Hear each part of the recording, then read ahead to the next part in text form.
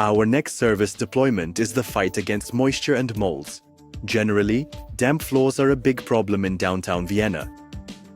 Here in Schleifgasse 12 is an old multi-family house, and our customer's apartment is also located there. The wet floor is not the only problem. Thermal bridges are another issue, caused by poor external insulation of the facade and limited ventilation. This is especially important in winter, particularly at low temperatures and simultaneously high humidity. These conditions cause the formation of numerous molds. This happens mainly in the corners because the ventilation is usually weakest there.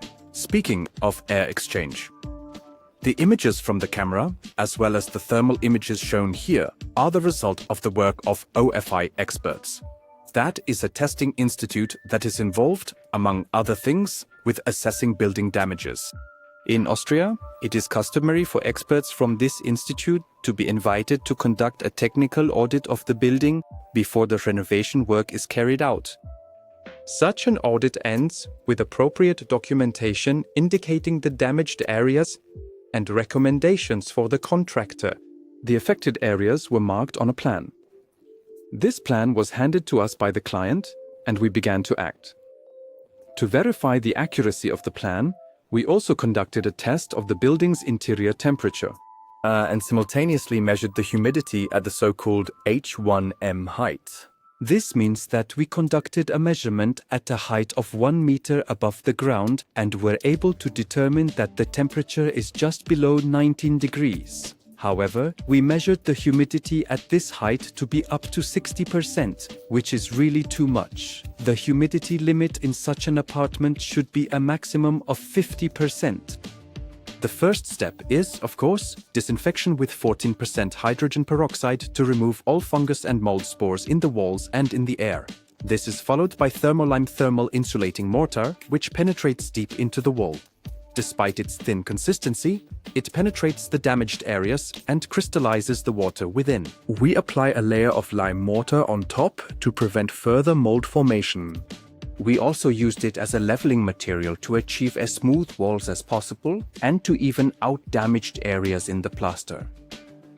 For a more precise explanation, we previously explained that thermocalc is a mortar with thermal insulating properties. Once the water in the masonry has crystallized, the temperature in the wall is also increased, shifting the dew point. This has the positive effect that soaking such a wall becomes much less likely. Finally, we covered the spots where we performed repair work with a layer of mineral paint. Why mineral paint? Because we didn't want to use dispersion paint with organic plasticizers, as they provide a breeding ground for potential mold. All these areas were, as already mentioned, covered with mineral paint, and finally, we applied the last layer of the transparent NCT Hydro-seal. This product is applied to the existing wall paint by spraying, and since it is transparent, it doesn't change the color.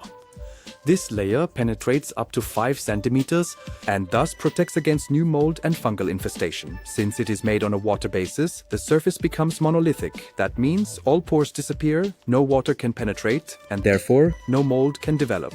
That's it for today. Thank you for watching. If you enjoyed the video, leave a thumbs up and subscribe to our channel for more construction tips. Thank you for watching and see you in the next project.